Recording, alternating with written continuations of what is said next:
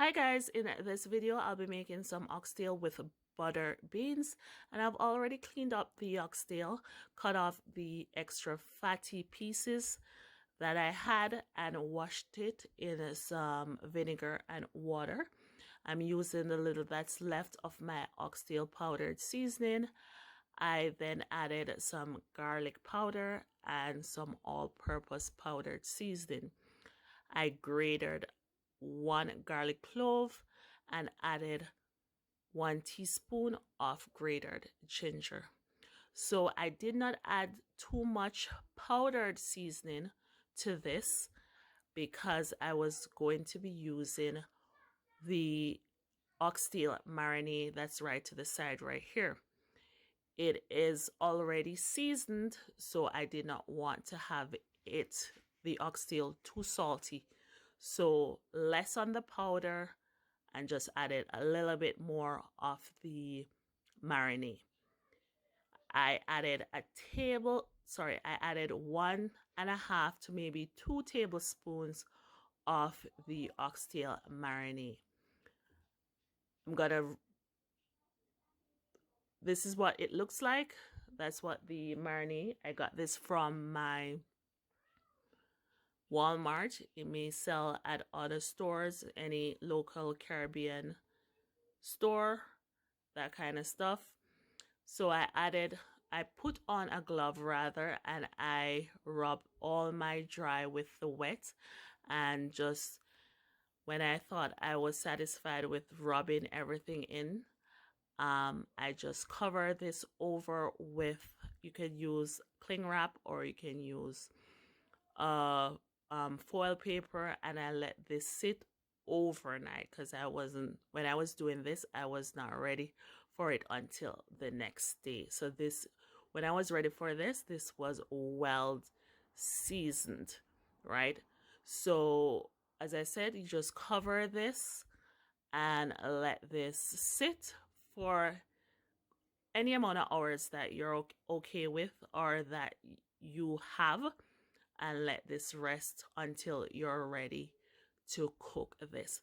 So you can cook this many ways. Well, you can put this in your pressure cooker, it's faster. You can have this done within an hour, or you can do it in your slow cooker, or you can do it on your stovetop in your stock pot or a Dutch pot. So I did mine in my Dutch pot, and what I did at first was I ensured that all pieces were seared, were browned, and then when I was satisfied that they were brown enough on both sides, I added a little water into that container right there and just throw it on.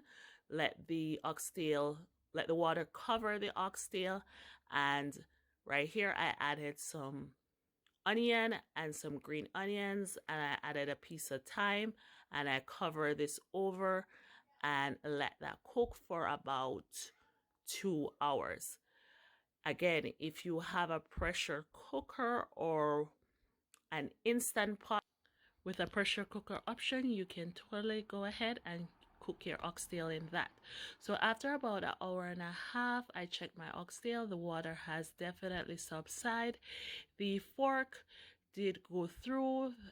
If you want to have your oxtail a little bit softer, you can add some more water to that, let it cook down again, and then after that you could add your other ingredients.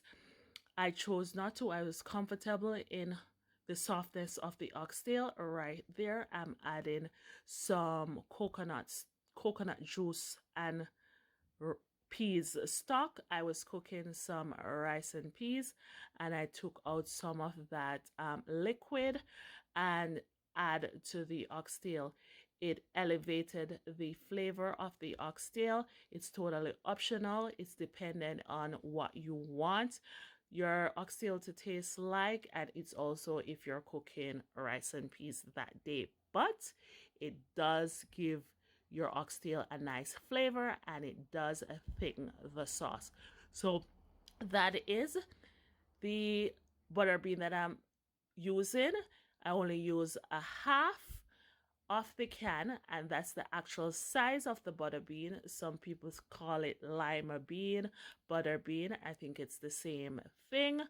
I add that in and just let it simmer for an additional 10 minutes. I did not want the butter beans to be overcooked to the point where they were mashing out. I just wanted it to soak up a little of the oxtail sauce for it to get for the beans to get hot, and this is what the oxtail was looking like after maybe about 1 hour and 50 minutes. And there you have it, Jamaican oxtail with butter beans. I went light on the sauce, not too much a sauce kind of girl. And yeah, that's it, oxtail with butter beans. Like, share, and subscribe, and stay tuned for more amazing content. See you in my next one.